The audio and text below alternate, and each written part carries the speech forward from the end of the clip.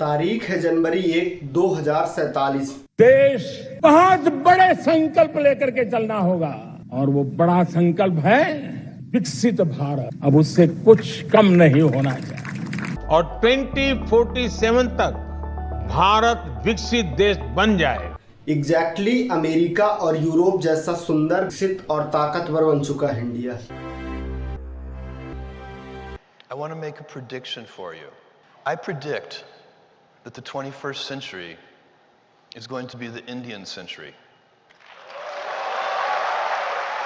अब हमें एक स्टैंडर्ड लाइफ, ज़्यादा पैसे कमाने और अच्छी यूनिवर्सिटियों में पढ़ने के लिए अमेरिका, लंदन या कहीं भी भागने की जरूरत नहीं है। Since its founding, MIT has been key to ensuring that American science and innovation lead the world.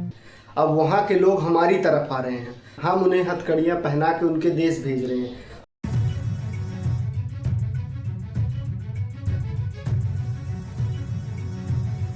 ਜਿਹੜਾ ਪੁਲਿਸ ਅਫਸਰ ਹੀ ਉਹਨਾਂ ਦੱਸਿਆ ਵੀ ਤੁਸੀਂ ਇੰਡੀਆ ਜਾ ਰਹੇ ਸਾਨੂੰ ਪ੍ਰੋਪਰ ਹੱਥ ਘੜੀਆਂ ਲੱਗੀਆਂ ਪੈਰਾਂ ਨੂੰ ਬੇੜੀਆਂ ਸਾਰਾ। शायद प्रेसिडेंट ट्रंप को भी इसके अलावा दूसरा मुद्दा मिल जाए। We will begin the largest deportation operation in the history of the United States. Dwight Eisenhower right now. लेकिन आज हम जिस पोजीशन पर हैं, कापड़ा ली लेती बाजार निजड़ बाजार ली लेती कापड़ी सुकरान वाटू निजड़ मसालों कोई मसालो जड़। तो देखें बिजली कैसी होती है उन्हें पता ही नहीं है।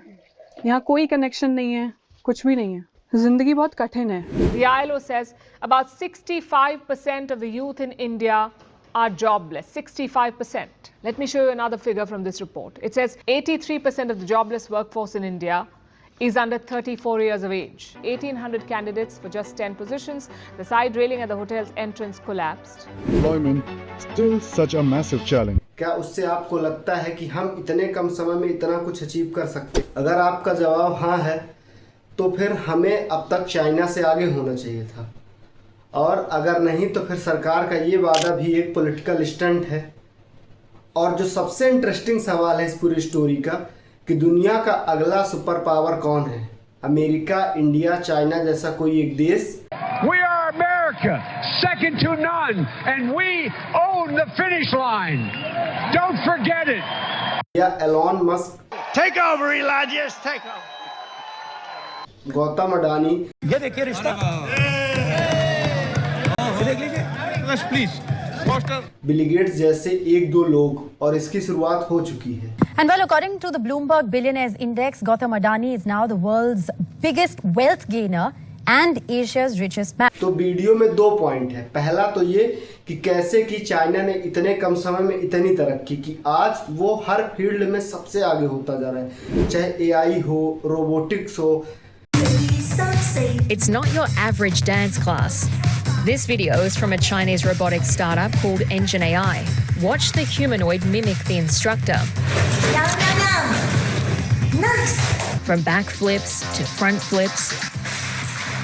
मैन्युफैक्चरिंग हो, कंस्ट्रक्शन हो, क्या इसके पास कोई जादुई शक्ति है या? लेकिन असली कारण कुछ और ही है जो छिपा हुआ है इतिहास में कहीं 1-2 हजार साल पहले। और दूसरी बात कि आज भी इंडिया $4 ट्रिलियन की इकोनॉमी है। We are a $4 trillion economy as I speak, and this is not my data, this is IMF data. तो आज भी ये पैसा सिर्फ कुछ लोगों के ही हाथ में है। ऊपर के 1% लोगों में 140 करोड़ आबादी वाले देश में सिर्फ ये पैसा 1000-2000 लोगों के पास ही है। तो सरकार जब विकसित बनाने की बात करती है तो किसको, वो ये क्यों क्लैरिफाई नहीं करती है कि किसको बनाएगी? हम और आप जैसे आम आदमी को या अरबपति बिलियनियर्स को? क्योंकि ये पैसा भी जो जब हम $10 ट्रिलियन इकोनॉमी होंगे। भारत दुनिया की तीसरी सबसे बड़ी अर्थव्यवस्था, दुनिया की तीसरी सबसे बड़ी, तो भी ये पैसा लगभग उन्हीं के हाथ में जाने वाला है क्योंकि उनके पास रिसोर्सेस हो चुके हैं। And their wealth has more than tripled. In fact, we've seen a 123% rise in the number of billionaires in the last 10 years. तो क्या ये विजन देखा था हमारे देश के फाउंडिंग फादर्स ने, जिन्होंने इस देश आज़ादी की लड़ाई लड़ी, लाखों लोगों ने अपनी जानें गंवाई? तो क्या ऐसा सपना देखा था इस देश के 100 साल आज़ादी के बाद? At the stroke of the midnight hour, when the world sleeps, India will awake to life and freedom. तो चलिए देखते हैं कितनी सच्चाई है मेरी कही हुई बात पर और जो सरकार पूरी सरकार लगी हुई है कि विकसित विकसित बताने में। Good to be back. Your boss, Prime Minister Modi's grand ambition to have India become a fully developed nation, as he puts it, by 2047. But in all honesty, it's not possible, is it? Not possible. I think it's going to be made possible well before the 100 years of independence are over. आज से लगभग 2000 साल पहले जब हमने इस धरती का एक दूसरा उपयोग भी सीखा, पहला तो इस पर रहना और अपने रहने के लिए और खाने के लिए इस पर साधन जुटाए, और दूसरा ये कि हमने इस कब्जा करके शासन जमाना शुरू किया। और इसी समय उस रीजन पे जिसे आज हम चाइना कहते हैं, उस समय इसका नाम जोंगू था। जोंगू जिसका मतलब होता है मिडिल किंगडम। यहाँ पर एक इंजीनियर ने जिसका नाम था यू, उन्होंने सिया डायनेस्टी की स्थापना की जिसने लगभग चाइना में उस क्षेत्र में 476 सालों तक शासन किया। आप ये मैप देखिए कि पूरे रीजन पे 476 सालों तक शासन किया। उसके बाद सैंग डायनेस्टी आई, फिर उन्होंने एक क्रम चलता गया, फिर सैंग ने 554 साल राज किया, फिर जोहू ने सबसे अलग और सबसे अनोखा रिकॉर्ड बनाया कि 790 सालों तक लगातार, फिर क्वीन मिंग, सब ने ऐसे ही एक लंबे समय तक शासन किया। लेकिन इसमें आप सोच रहे होंगे कि इसमें क्या खास है। इंडिया में भी बहुत से ऐसे राजा आए, बहुत से ऐसे साम्राज्य हुए जिन्होंने एक लंबे समय तक शासन किया, लेकिन इसमें खास और जो अलग है वो ये कि आपने ध्यान से देखा हो तो ये सब की सब चाइना की है और सब ने लगभग एक लंबे समय तक पूरे देश में शासन किया। ऐसा नहीं कि इस क्षेत्र में किसी और का है तो अगले में किसी और का है, तीसरे में किसी और का है, नहीं, एक ही व्यक्ति का पूरे में। लेकिन उस समय ये काम आसान नहीं था। बिना मोबाइल के, इंटरनेट के, जीपीएस के जो आज काम मुश्किल है, ये उस समय और भी बहुत कठिन था। तो ये लोग ऐसा क्यों कर पा रहे थे? इसके दो ही कारण हो सकते हैं। पहला तो ये इनके बॉर्डर बहुत स्ट्रांग रहे हों कि विदेशी लोग हमला कर नहीं पाए, और किए तो वो सक्सेसफुल नहीं हुए। और दूसरा, लोकल पॉपुलेशन ने भी सरकार के खिलाफ बड़ा विद्रोह नहीं किया जिससे सरकार गिर जाए और बांग्लादेश के प्रधानमंत्री की तरह देश छोड़ के भागना पड़े।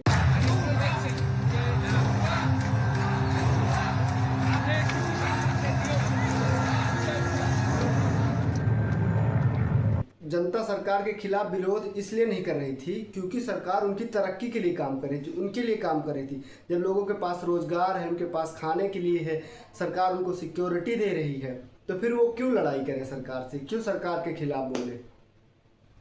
आप दुनिया में किसी भी प्रोटेस्ट को देख लीजिए, चाहे अरब स्प्रिंग हो 2010 का।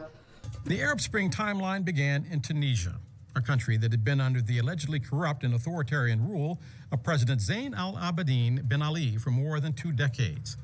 वहाँ पे भी गिरफ्तार कर लेती, उनकी सुनवाई नहीं होती, जैसे मर्जी ट्रीट करती, मारती पीटती। फिर एक ऐसे सब्जी वाले को ले गए, उन्होंने पब्लिक के सामने आकर अपने आप को खुद को आग के हवाले कर दिया। His death sparked a Tunisian revolution in which protesters armed themselves not only with signs but with cell phones, allowing the protest to spread at social media speed. उसके बाद जो लहरें फैली हैं प्रोटेस्ट की, तो पूरी की पूरी अफ्रीका कॉन्टिनेंट हिल गया। और ऐसा ही हुआ 2022 में महसा मिनी प्रोटेस्ट में कि एक लड़की की पुलिस कस्टडी में सिर्फ इसलिए डेथ हो जाती है क्योंकि उन्होंने पब्लिक स्पेस पर हिजाब नहीं पहना हुआ। These are the videos Iran doesn't want you to see. Police firing in the streets, women cutting their hair, burning hijabs in rage, students' demonstrations. People have taken to the streets across Iran, angry at the government after a woman died while in police custody. उनकी dignity, life, respect सब कुछ दांव में था। फिर लड़कियों ने जो प्रोटेस्ट किए, और ऐसा ही बांग्लादेश में, क्योंकि 1971 के जिन्होंने बांग्लादेश की लड़ाई लड़ी थी, सरकार सिर्फ उनको सरकारी नौकरियां दे रही थी, उनके नाती को, पोते को, ऐसा चलता जा रहा था और पढ़े लिखे लड़के पीछे हो रहे थे। इसलिए इसे स्टूडेंट प्रोटेस्ट का नाम दिया गया कि ये छात्रों ने सरकार के खिलाफ जबरदस्त विरोध किया।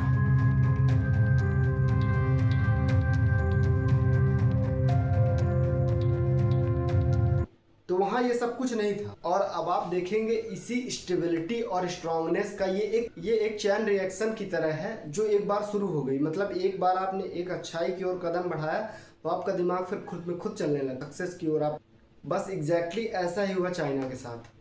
अब वहाँ के लोगों की एक आइडेंटिटी बन चुकी है, उनके पास एक मजबूत देश का विजन आ चुका है। हालांकि उसका नाम नेशनलिज्म नहीं था, क्योंकि नेशनलिज्म का कॉन्सेप्ट 19वीं शताब्दी में यूरोप से आया था। लेकिन जब आप खुद सोचिए कि एक बड़े इलाके में पूरे एक ही व्यक्ति का शासन है, तो वहाँ एक तरह के नियम कानून, तरह के ट्रेड के नियम, टैक्स होंगे, एक ही करेंसी होगी और लगभग एक ही लोग बोली भाषा बोलते थे। तो वहाँ के लोगों के मन में एक भाव आया कि ये इतना इलाका एक है और हम एक ही लोग हैं और इस एरिया के विकास की जिम्मेदारी हमारी है। और वहाँ की सरकार ने भी जितने डायनेस्टीज एक के बाद एक आई, उन्होंने पिछली सरकार के नियम को तोड़े नहीं कि बस उसने किया तो उसकी जलन में या ईर्ष्या में, जेलसी में हम इस पॉलिसी को डिसकंटिन्यू करेंगे, चाहे वो अच्छी हो चाहे खराब हो। लेकिन उन्होंने जो अच्छी थी उन्होंने कंटिन्यू किया और उस देश को आगे बढ़ाया। जबकि इंडिया के साथ एग्जैक्टली उल्टा हुआ। कभी भी इस देश पर किसी एक व्यक्ति ने, किसी एक राजा ने पूरे देश पर एक साथ शासन नहीं किया, चाहे वो 2000 साल पहले मौर्यन एम्पायर हो, उसके बाद गुप्ता एम्पायर हो, या अकबर हो, औरंगजेब हो, या ब्रिटिश गवर्नमेंट, यहाँ तक कि मौजूदा सरकार बीजेपी भी पूरे देश में कब्जा नहीं कर पाई। कुछ ना कुछ पार्ट छूटते ही गए और इसका फ़ायदा बाहरी लोगों ने उठाया। हम जब छोटे छोटे पार्ट में डिवाइड थे तो इसका फ़ायदा बाहरी लोगों ने उठाया और उन्होंने हम पर लगातार हमले किए, क्योंकि इंडिया उस समय वर्ल्ड का सेंटर था, दुनिया का केंद्र था। तो हम पर लगातार बाहरी हमले, कभी अलेक्जेंडर, कभी बाबर, कभी टर्क, कभी फ्रेंच, कभी मोहम्मद अब्दाली, कभी महमूद गजनवी, कभी नादिर शाह, जिसने फेमस कोहिनूर हीरा भी इंडिया से लूट के ले गया। जितना उनसे इस देश को लूटा गया। हमारे पास सारे तरह के संसाधन थे, भारत दुनिया का सबसे अमीर देश था। और इसका एकदम ऐसा समझिए आप कि मान लीजिए आपके दोनों हाथ में हीरे हैं और आप मार्केट में ऐसे ही घूम रहे हैं, ना आपके पास कोई सिक्योरिटी गार्ड है और बाहरी लोग आप समझ रहे हैं कि ये कमज़ोर है, इसके पास ना तो अपने अंदर की सिक्योरिटी, ना इसके अपने साथ अपने लोग हैं, परिवार इसके साथ है, तो वो तो लूटेंगे ही, क्योंकि बाहर सब गरीबी है हर जगह। एग्जैक्टली ऐसा ही हुआ इंडिया के साथ। अपने लोगों को बचाने के बजाय हम दूसरे का साथ दे रहे थे कि वो इसको हराए और फिर हमारे यहाँ कब्जा करे और उम्मीद कर रहे थे कि वो हमारा साथ देगा, जबकि ऐसा बिल्कुल नहीं। इतिहास के पन्नों में आप इसके कई एग्जाम्पल देखेंगे। मोहम्मद शाह अब्दाली को ज़्यादातर नॉन मराठा एम्पायर, चाहे मुगल हो या नवाब, Mughal Empire was in decline and there was the rise of the Marathas. The leading ulama of Delhi, Shah Wali Ullah, he was frightened at the prospect of a non-Muslim power in Delhi, and he actually wrote 7 letters to the Afghan ruler Ahmad Shah Abdali, and those letters have survived. क्योंकि उन्हें डर था कि कहीं मराठा पूरे देश में कब्जा न कर ले। ये डर नहीं था कि बाहरी आके हमें लूटेंगे, न इसका कभी नहीं डर। जब 23 जून 1757 को बैटल ऑफ पलासी, जिसके एक ऐसा युद्ध जिसके बाद अंग्रेजों ने इस देश पर अपना कब्जा जमाना शुरू किया, उस पे जो लास्ट बंगाल थे नवाब के सिराजुद्दौला, उनके हारने का जो पहला कारण और सबसे मेन कारण था वो यही कि उनका जनरल मिर्क अंग्रेजों के साथ जाके मिल गया और उनके हारने का कारण बना। और खिलजियों के साथ जब अलाउद्दीन खिलजी ने भी हमला किया तो एग्जैक्टली यही हुआ था। तो ऐसे इतिहास में ढेरों एग्जाम्पल हैं कि हम शायद ना हारते, लेकिन हमारे लोग दूसरे साइड मिल के अपने लोगों को हराने में लगे हुए थे। तो इससे इस देश में कभी एकता बनी ही नहीं। भारत के पास कभी भी एक मजबूत राष्ट्र का विजन नहीं था। ये तो हमें हमारे स्वतंत्रता सेनानियों, फ्रीडम फाइटर्स ने अंग्रेजों के खिलाफ लड़ाई में हमें यही बताने में 100 साल लग गए कि हम गुलाम हैं और हम एक लोग हैं। अफसोस, भारत एक सोने की चिड़िया तो था, लेकिन उसकी इस तरह की हिफाजत नहीं हुई।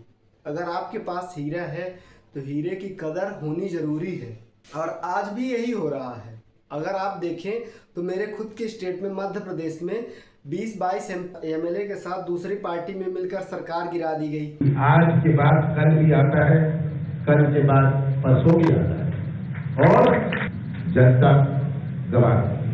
महाराष्ट्र में शिंदे कैंप को ज्वाइन करके उद्धव ठाकरे की सरकार गिरा दी गई। At least 38 of Maharashtra Chief Minister Uddhav Thackeray's own MLAs are currently standing against him in a rebel camp headed by Shiv Sena leader Eknath Shinde.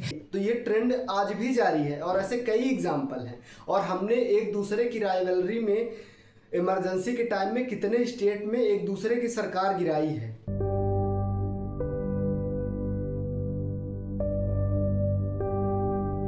ये वो पुराना ट्रेंड आज भी जारी है। हमें ऐसा लगता है कि खत्म हो गया है, पर वो आज भी जारी है। और इसी यूनिटी का फायदा उठाया चाइना ने, और चाइना बड़े नमूनों को अंजाम देना शुरू किया जिससे दुनिया का ध्यान उसकी तरफ खींचे। और उसने अपना एक नया नाम भी रखा कि सेंटर ऑफ सिविलाइजेशन। तो चाइना ने बड़े नमूनों को अंजाम देना शुरू किया, जैसे 20,196 किलोमीटर लंबी दीवार, जिसे आज हम चीन की दीवार कहते हैं, 1790 किलोमीटर लंबी और 30 मीटर तक चौड़ी नहर, जो दुनिया की आज भी सबसे बड़ी नहर है, चाइना ने उसे बनाया। ये प्रोजेक्ट इसलिए खास नहीं है, सिल्क रूट जो दुनिया का सबसे बड़ा व्यापारी रूट था, चाइना से यूरोप तक फैला हुआ था। ये प्रोजेक्ट इसलिए खास नहीं कि दुनिया में सबसे अलग है और इनसे सुंदर कोई नहीं है, लेकिन ये इसलिए खास है क्योंकि ये जिस स्केल पर बने हैं, जिस डाइवर्सिटी पर बने हैं, जिस बड़े पैमाने पर ये बने हैं, वो यही दर्शाते हैं कि इन लोगों ने एक प्रोजेक्ट को लंबे समय तक जारी रखा। क्योंकि अगर एक व्यक्ति आएगा और अगले डिसकंटिन्यू कर देगा तो ये एक दिन में तो बने नहीं होंगे, इनको टाइम लगा। और दूसरा ये कि कुछ ऐसा बनाओ कि दुनिया का ध्यान उसकी तरफ खींचे, चाइना की तरफ खींचे।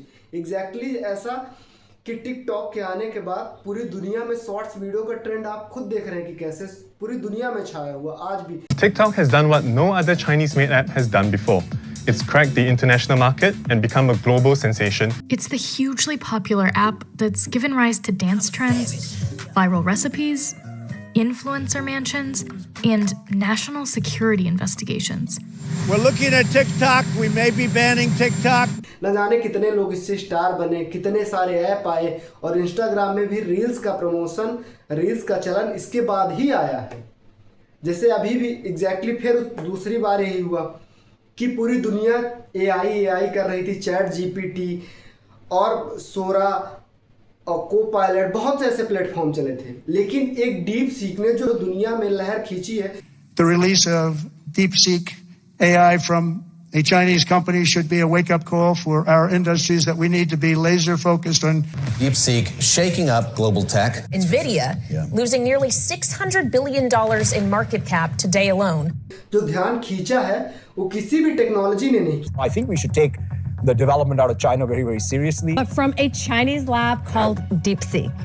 ये चाइना पहले से ही करता आया है और इसलिए वो खुद को दुनिया में बड़ा एडवांस मानता है कि मैं साइंस और टेक्नोलॉजी में सबसे एडवांस हूँ। तो चाइना ने दुनिया को पेपर और पेपर करेंसी दी। उस समय पेपर रेयर कमोडिटी की तरह ट्रेड होती थी। कुछ प्रतिष्ठित लोग जो दुनिया के टॉप थे वही सिर्फ कागज का उपयोग कर पाते थे। और फिर जो आज हम नोट चलाते हैं वो भी पेपर करेंसी, वो भी चाइना से आई। और चाइना ने ब्यूरोक्रेसी भी दुनिया को पहली बार एक सेंट्रलाइज सिस्टम चलाने के लिए चाइना ने ब्यूरोक्रेसी का गठन किया।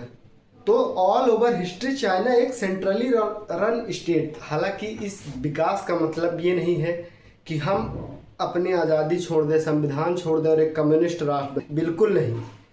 इंडिया की खूबसूरती यही है कि उसको आप किसी भी उसके पड़ोसी देश से कंपेयर करें, चाहे पाकिस्तान, अफगानिस्तान, नेपाल, चाइना, भूटान, म्यांमार, बांग्लादेश, किसी से भी, तो यहाँ पर फुल फ्लेज्ड डेमोक्रेसी जो प्रजातंत्र फैल रहा है, जो प्रजातंत्र फल फूल रहा है, वो केवल और केवल भारत में है। लेकिन हमें इसका मतलब भी समझना होगा कि हमारा संविधान शुरू होता है be the people of India. We, The people of India, having solemnly resolved to constitute India into a sovereign, socialist, secular, democratic republic. मेरे और आप जैसे 140 करोड़, हमारे जैसे 140 करोड़ लोग हैं भारत। कोई एक व्यक्ति नहीं, ना कोई एक पोजीशन पर, ना कोई एक पावर वाला व्यक्ति, बल्कि हम लोग हैं इस देश के असली पीपल टू पीपल कनेक्शन। जो सबसे ज़रूरी बात होती है किसी देश को एक देश बनने के लिए, वो ये कि उसके लोग आपस में मिलजुल कर रहे हैं, आपस में एक दूसरे के यहाँ जा सके बिना किसी रिस्ट्रिक्शंस के। तो ऐसा पहले वहाँ चाइना में होता रहा। ऐसे ही ना पहचानते हम अपना देश कि जहाँ हम पूरे घूम सके, भाग सके, एक दूसरे के यहाँ जा सके बिना किसी वीज़ा के, किसी रिस्ट्रिक्शंस के, बिना किसी थ्रेट के। और चाइना हमेशा ही डेवलपमेंट को एग्रेसिव तरीके से हासिल करता है। उसके लिए उसने सारी मैन पावर, मशीन पावर शुरू से ही लगानी शुरू कर दी। आपने खुद देखा इसका एग्जाम्पल कि कैसे कोरोना के समय चाइना ने 9 दिन में हॉस्पिटल बनाए। You are looking at a time lapse of the incredible effort to build a hospital in just 10 days. हमेशा फायदे हुए ऐसा जरूरी नहीं है। जिस रास्ते पर आज आपको चलकर फायदा हो रहा है, क्या पता कल उस पर ना हो। बिल्कुल इसकी 100% पॉसिबिलिटी है। अब आता है हमारी कहानी आगे बढ़ती, अब दोनों देश के नए जमाने के। साल 1947 में जब हमें आज़ादी मिली, innumerable known and unknown martyrs ignited the flame that led to India's independence in 1947. और उसके 2 साल बाद ही आप देखिए कि चाइना में जो पिछले 27 साल से सिविल वॉर चल रही थी वो खत्म हुई। उसमें माओ जेडोंग की कम्युनिस्ट पार्टी युद्ध जीतती है और उसने पीपल्स रिपब्लिक ऑफ चाइना की स्थापना की, जिस चाइना को ऑफिशियली आज पीआरसी या पीपल्स रिपब्लिक ऑफ चाइना कहा जाता है। लेकिन यहाँ तक हमारी स्टोरी सेम थी। फिर आता है इस स्टोरी का सबसे बड़ा टर्निंग पॉइंट। सबसे बड़ा टर्निंग पॉइंट आता है साल 1962। जिस एग्रेसिव रिफॉर्म की वजह से, जिस एग्रेसिव पॉलिसी की वजह से चाइना को अभी तक फायदे हो रहे थे, अब माओ जेडोंग ने भी इसको एकदम एग्रेसिव तरीके से बोला कि आप पूरी पॉपुलेशन, पूरी जनता को बताया कि आप लोग खेती नहीं करेंगे, आप लोग एग्रीकल्चर एक्टिविटी छोड़ें, हम पूरे देश को एक बार में इंडस्ट्रियलाइज करेंगे, सारे गांवों में फैक्ट्री लगाएंगे, स्टील फर्नेस करेंगे। लेकिन इस बार चाइना को अंदाज़ा नहीं हुआ कि इस पॉलिसी से चाइना को इतना बड़ा घाटा हुआ कि उसके यहाँ एक ऐसी भुखमरी फैली। पूरा देश एक साथ इंडस्ट्रियलाइज करना कभी आसान नहीं होता, और सरकार ने पहले ही लोगों को बता रखा है कि आप एग्रीकल्चर एक्टिविटी छोड़ें क्योंकि हम पूरे देश को करेंगे इंडस्ट्रियलाइज एक साथ। लेकिन ऐसा करने में वो असफल रहे। अब लोगों ने अनाज नहीं उगाया तो चाइना में अनाज की कमी के कारण एक ऐसा काल फैला जिसमें 5 करोड़ लोगों की मृत्यु हुई। 5 करोड़ लोग भूख की वजह से मारे गए और इसका नाम रखा गया ग्रेट लीप फॉरवर्ड, जो इतिहास का सबसे बड़ा अकाल है। लेकिन एक पॉइंट आपने अब जरूर ध्यान दिया होगा, एक पॉइंट इससे भी जो जरूरी है वो ये कि इसी साल भारत चाइना का युद्ध हुआ था। फिर इतनी बड़ी त्रासदी झेलने के बाद भी चाइना युद्ध कैसे जीता? आपको क्या लगता है? आप इस बारे पर अपनी राय हमें कमेंट सेक्शन में ज़रूर बताएं कि क्या ऐसा कारण रहा। और उसी समय इंडिया में एक ऐसी घटना हुई, 3 ऐसी घटनाएं हुई जो 2 बार लगातार होती जा रही थी। जैसे 2 प्राइम मिनिस्टर की डेथ 1962, 1964 में जवाहरलाल नेहरू, उसके बाद लाल बहादुर शास्त्री, फिर 2 हार्वेस्ट फेलियर हुए और उसके बाद 2 लगातार युद्ध हुए 62 और 71। तो वो समय क्राइसिस का पीरियड था जब चाइना को एक नए प्रेसिडेंट ने संभाला जिसका नाम डेंग ज़ाओपिंग था। आज इसे मॉडर्न चाइना का आर्किटेक्ट कहा जाता है। इन्होंने चाइना की हर वो फील्ड एक एग्रेसिव तरीके से, लेकिन ज़्यादातर कम्युनिस्ट रूल हटा के, ये नहीं कि सरकार हर चीज़ कंट्रोल करे, कुछ मार्केट सिस्टम हो, कुछ सरकार करे। अब साल 1978 तक एक पोजीशन में थे। ये देखिए, आप इस चार्ट में देखिए तो एक पोजीशन पे थे। फिर आया साल 1980 आया, यहाँ से देखिए आप डिफरेंस क्रिएट होना शुरू हुआ क्योंकि रिफॉर्म्स की वजह से चाइना में प्रोग्रेस थोड़ी बहुत दिखने लगी। और इंडिया में भी ऐसा नहीं था कि प्रोग्रेस नहीं थी, छोटे मोटे रिफॉर्म हो रहे थे लेकिन कोई फुल फ्लेजेड रिफॉर्म नहीं कर रहा था, सब लगभग आधा अधूरा। तो फिर चाइना में एफडीआई, फॉरेन डायरेक्ट लोग, बाहरी लोगों ने पैसा लगाना शुरू किया इस देश पर, तो इनके पास रेवेन्यू आया, तो इन्होंने उसे दूसरे फील्ड में लगाया, जनरेट किया, मैन्युफैक्चरिंग प्लांट बनाए, सिटीज़ बनाई, उस पावरिंग के लिए पूरे देश में एक ऐसा माहौल क्रिएट किया। और जो ये पैसा बाहर से आ रहा था ये किसी दूसरे ने नहीं, उनके लोगों ने लगाया, चाइनीज डायस्पोरा ने जो बाहर थी। और हम अपने लोगों को ही नहीं कन्विंस कर पाए कि हम ये पैसा, आप हम पे पैसा लगाइए, हम तरक्की करेंगे। तो ज़्यादातर विकास होने का कारण या हमारी तरक्की ना होने का कारण हम खुद ही थे। और यहाँ से फिर डिफरेंस क्रिएट होना शुरू हो गया। तो फिर चाइना ने कभी मुड़कर पीछे नहीं देखा और एक बार फिर से इतिहास ऐसे रिपीट हो रहा है। कि अब पिछले 75 सालों से लगातार कम्युनिस्ट पार्टी पावर में है। इस बार उनका टारगेट है AI, future technologies, communication, manufacturing, कुछ ऐसा जिससे दुनिया का ध्यान अपनी ओर खींचे। और इंडिया में फिर से वही हो रहा है कि हम लोग आपस में लड़ रहे हैं, कभी जाति के नाम पर, कभी धर्म के नाम पर, और आपसी लोग लालच या पैसे के कारण या पावर या पोजीशन के लिए फिर से सरकारें गिरा रहे हैं। एक दूसरे को मिलकर अपनी पार्टी या अपने सदस्य के लोगों को हरा रहे हैं, अपने लोगों को गिरा रहे हैं। तो इंडिया एक बार फिर से पीछे जा रहा है और चाइना एक बार फिर से तरक्की की राह पर जा रहा है। जो हमारे सीखने लायक बात यह है कि जो हम जिस तरक्की की हम बात करते हैं, जिस डेवलप्ड या विकसित की हम बात करते हैं, उसका मतलब कि पहले तो हम यूनाइट हो के पूरा देश एक साथ विजन देखें उसके लिए, तब जाके ये देश एक अमूमन हमारे लिए, आपके लिए, सबके लिए विकसित बनेगा। नहीं तो आज भी भारत दुनिया की 5वीं सबसे बड़ी इकोनॉमी और $4 ट्रिलियन है, और इस देश के लोग 10% लोग, 140 करोड़ की आबादी में मात्र 10 या 12 करोड़ लोग 77% इस देश की वेल्थ कंट्रोल करते हैं। अगर जो इस देश में 100 लोग रहते हैं, 100 ही रुपए हैं इसमें, तो केवल और केवल 10 लोग मिलकर 77 रुपए कंट्रोल करते हैं, और बाकी बचे हुए 90 लोगों के हिस्से में सिर्फ 23 रुपए हैं, और उसमें से भी बॉटम 2-4 के पास कुछ भी नहीं है, सिर्फ जीने खाने, और उनके पास न घर है न खाने के लिए 2 वक्त की रोटी है, और वो फुटपाथ पर सोते हैं।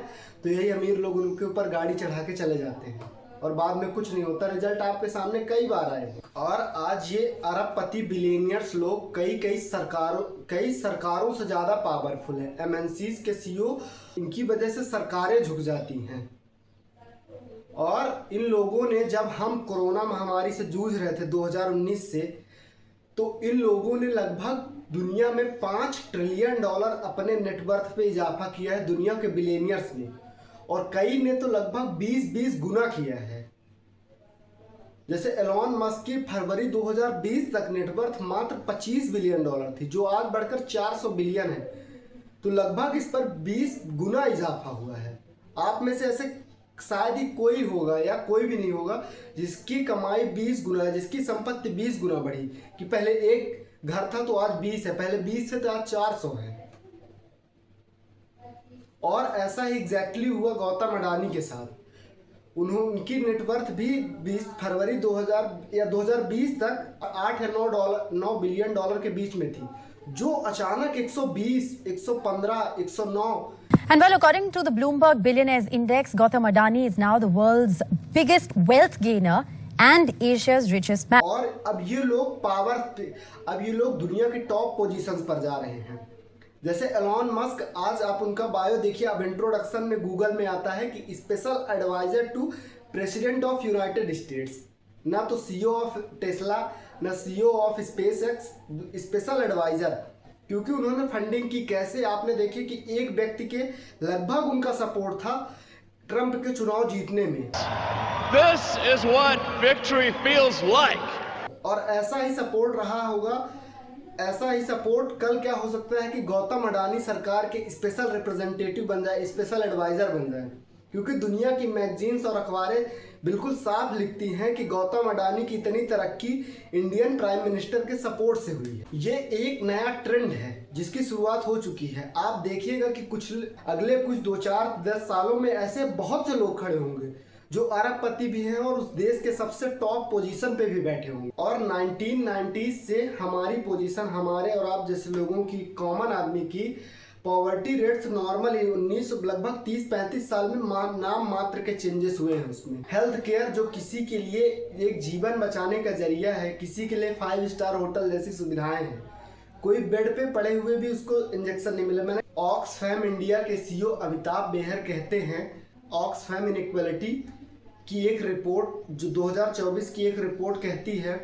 कि टेकर्स और नॉट मेकर्स, यानी जो इस संपत्ति के, जो इस दुनिया की कमाई का जो ज़्यादा से ज़्यादा लोग हिस्सा ले रहे हैं, वो इसके मेहनत या जिन्होंने इसको बनाया है उसके अलावा दूसरे लोग ले रहे हैं, जो सब मेहनत करके कर रहे हैं, जिनकी वजह से कंपनियों को फायदा हो रहा है, उनके हक में ये पैसा नहीं जा रहा है। और आज दुनिया भर में ग्लोबल साउथ से लगभग हर दिन हर घंटे 90 या 100 मिलियन डॉलर की रकम ग्लोबल नॉर्थ की तरफ यानी America, Canada, Europe, Australia, New Zealand इन देशों की तरफ लगातार बढ़ती जा रही है। आप चाहे अमेजॉन से सामान खरीदे चाहे फ्लिपकार्ट से, दोनों का पैसा जाना अमेरिका ही है, क्योंकि फ्लिपकार्ट में 77% की पार्टनरशिप वॉलमार्ट की है जो एक अमेरिकन इनकॉर्पोरेशन है। और ऐसा नहीं है कि ये असमानता, ये इनइक्वालिटी, इनकम इनइक्वालिटी खत्म नहीं की जा सकती। ज़्यादातर लोग और अमिताभ बेहर जैसे CEO जो हमारे इंडिया के हैं, जवाहरलाल नेहरू यूनिवर्सिटी JNU दिल्ली से पढ़े हुए, वो कहते हैं कि इनइक्वालिटी एक पॉलिटिकल चॉइस है, ये कंडीशन नहीं है जो बना दी गई है तो इसको हटाया नहीं जा सकता। अगर जो दुनिया के लीडर टॉप रिचेस्ट को ज़्यादा टैक्स करें, सब किसी दूसरी कंट्री उनके लिए टैक्स हेवन ना हो जाए कि वो अपना पैसा इधर से उठा के उधर करे, कि टैक्स चोरी करे। ज़्यादा से ज़्यादा अगर जो उन पर टैक्स लगाएगा उनके प्रॉफिट के अनुसार, तो ये पैसा मेरे जैसे लोगों के हक में आए। मेरे गांव में जो प्राइमरी स्कूलें हैं उनकी कंडीशन सुधरे। जो बच्चे ये नहीं बता पाते हैं कि इस देश का मौजूदा प्रधानमंत्री कौन है, शायद उनकी कंडीशन कुछ बेहतर हो, रिसोर्सेस अवेलेबल हो, तो शायद वो बच्चे कभी पढ़ पाए और इस देश का भविष्य बना पाए। और एक रिपोर्ट की माने तो आज भारत में ब्रिटिश समय या अंग्रेजों के समय से भी ज़्यादा लोगों के बीच पैसे की असमानता है। अमीर और अमीर, गरीब और गरीब दिन बाय दिन होता जा रहा है। तो हमने 3 बातें सीखी पहले पॉइंट से, कि आज भी इस देश में पैसा कम नहीं है, पर वो कुछ ना कुछ लोगों के हाथों में लिमिटेड है, मतलब कुछ ही लोगों के पास सिमट कर रह गया है। और चाहे अगर जो रिफॉर्म्स नहीं किए गए तो सरकार विकसित तो बताती है कि विकसित भारत होगा, लेकिन किसके लिए? आज जिनके पास हजारों करोड़ रुपए हैं उनके लिए सारी सुविधाएं, सारी तरह की विकसित बातें उनके पास आज भी हैं। तो क्या हमें विकसित बनाने की बात होती है या कुछ लोगों की? आज जब हम एक विकसित देश बनेंगे, वो एनवायरनमेंट बिल्कुल पूरी तरह से अलग होगा। वहाँ पर एक मजबूत शिक्षा, जैसे हम पहले थे नालंदा, तक्षशिला यूनिवर्सिटियों के ज़माने, जब भारत एक विश्व गुरु था तब उसने ज्ञान को प्रधानता दी थी, नॉलेज को। और आज ऐसा नहीं है। आज इंस्टाग्राम की रील्स को, ट्रेंड फॉलो करने में, एक नई तरह की चुनौतियों के साथ डिस्ट्रैक्शंस की दुनिया की ओर ज़्यादा हम भाग रहे हैं, जहाँ प्लेजर है, इंस्टेंट प्लेजर। आज इस देश को विकसित बनाने के लिए जो सबसे ज़रूरी होता है वो होता है मैन पावर। कोई भी देश विकसित बनता है उसके लोगों की वजह से। इस देश के जो 30 साल से कम उम्र के हैं उनके पास रोजगार नहीं है। मैं खुद हूँ उनमें से। ग्रेजुएट युवाओं के पास रोजगार नहीं है, सरकार के खिलाफ गुस्सा है, इसलिए इनसे बहुत सारी चीज़ों को बढ़ावा मिलता है। तो इस देश के पास हर वो चीज़ है जो एक विकसित बनने के लिए एक देश को चाहिए होता है, चाहे तो वो land, man power, machine power, हर चीज़। इस देश के आप देखेंगे कि कितने MNC, सुंदर पिचाई, सत्या नडेला, पराग अग्रवाल, ऐसे जैसे न जाने कितने लोग हैं जो नासा में, इन इंस्टीट्यूट्स पे, हार्वर्ड में प्रोफेसर हैं। क्यों? क्योंकि वो इंडिया देश छोड़ के क्यों जा रहे हैं? क्योंकि उनके पास अपॉर्चुनिटीज़ नहीं है। इस देश में उनके लिए रहने के लिए उनके पास कोई वजह नहीं है, कोई खास वजह नहीं। उनको लगता है कि इस देश का कुछ नहीं हो सकता। जो लोग अमीर हैं वो बढ़ते जाएंगे, जो गरीब है वो होता जाएगा। पब्लिक भी अपने आचरण में, नॉर्मल लोग भी अपने आदतों में या आचरण में सुधार नहीं कर सकते। तो उन्हें जब एक बेहतर ज़िंदगी बाहर दिखती है इन्हीं टैलेंट के साथ, तो वो लोग ज़्यादातर समय वहीं भागते हैं। अगर ये सब कुछ हमारे देश में हो तो सोचिए कहाँ हो वो लोग, कहाँ होंगे और ये देश कहाँ हो। क्योंकि हमारे राष्ट्रपिता महात्मा गांधी ने खुद कहा था कि भारत विकसित या भारत का विकास 1-2 शहरों को मेगा सिटीज़ बना देने से या मेट्रोपॉलिटिक सिटी बना देने से नहीं है। उसका विकास है उसके गांव से, उसके गांव के लोगों का विकास। जैसे मेरे गांव का विकास हो, आसपास के पूरे भारत में इतने 6 लाख गांव हैं उनका विकास हो। क्योंकि भारत एक ऐसा देश है जो गांवों में बसता है, और ऐसा करने के लिए हमारे पास सब कुछ है, पर हमें कुछ चीज़ों की ओर ज़्यादा ध्यान देना होगा। भारत क्या, दुनिया का कोई भी देश जिसकी 44% आबादी सिर्फ एग्रीकल्चर में है। मेरे पिताजी जो खुद किसान हैं और साल भर की इनकम 1.5 लाख इसी के बीच रहती है, और ऐसा 44% लोग करते हैं। क्योंकि प्रधानमंत्री साहब खुद कहते हैं कि इस देश के 90% किसान 2 हेक्टेयर से कम के हैं। 2 हेक्टेयर से कम ज़मीन के, यानी 10 बीघे से कम ज़मीन है उनके पास, और उनका कंट्रीब्यूशन जीडीपी में मात्र 22% है। आप किसी भी देश को उठा के देख लीजिए, चाहे America, South Korea, New Zealand, Australia, Japan, हर चाइना, यहाँ तक कि सबका कंट्रीब्यूशन जीडीपी में 1%, 2% या उतना ही है जितने लोग पॉपुलेशन इंगेज्ड है। पर यहाँ जस्ट हाफ है, 44 to 22, 44 इंगेज्ड है और 22% है, क्योंकि हमने एक स्टेप मिस किया है, हमने एक मैन्युफैक्चरिंग का स्टेप मिस किया है। चाइना एग्रीकल्चर, उसके बाद मैन्युफैक्चरिंग, फिर आप देखिए आज टेक्नोलॉजी की ओर बढ़ा। हमने एग्रीकल्चर से डायरेक्ट कंप्यूटर में आके बैठ गए, खेती बाड़ी से उठे हुए लोग डायरेक्ट सॉफ्टवेयर इंजीनियर बनने लगे। तो ऐसे तो 1, 2, 4, 10 लाख या 10% लोग ही बन पाएंगे, सब थोड़ी ना बन पाएंगे। तो हमने बीच की एक सीढ़ी मिस की। देश में लगभग आधे से ज़्यादा जो 8th स्टैंडर्ड में बच्चे हैं वो 2nd, 3rd और 4th स्टैंडर्ड की बेसिक मैथमेटिक्स नहीं कर पा रहे हैं। एडिशन, मल्टीप्लिकेशन, डिवाइड, ये सब बेसिक। तो जब भारत एक विकसित देश बनेगा, उस पर नॉलेज का कमांड होना बहुत ज़रूरी है, और आज हम इसी चीज़ में पीछे जा रहे हैं। हमारे देश के लोग बेसिक एजुकेशन तो यहाँ लेते हैं, पर हायर स्टडीज़ जिनके बाद कुछ एक डेवलपमेंट, एक साइंटिफिक फील्ड डेवलप की जा सकती है, एक साइंटिफिक फील्ड में एक अलग इनोवेशन की जा सकती है, इसके लिए वो बाहर भागते हैं, फिर कभी लौट के आते ही नहीं हैं, क्योंकि यहाँ पर उनके हिसाब से अपॉर्चुनिटीज़ या अवसर नहीं हैं। तो हम नए अवसरों को क्रिएट करें, शिक्षा की ओर ध्यान दें, हेल्थ में इन्वेस्टमेंट करें कि जब बच्चा बीमार होगा तो वो पढ़ेगा ही कैसे। भारत 2047 तक विकसित बन सकता है, लेकिन उसके लिए हमें बहुत सारी और चीज़ों में ध्यान देने की ज़रूरत है, जो शायद सरकार निगलेक्ट कर रही है।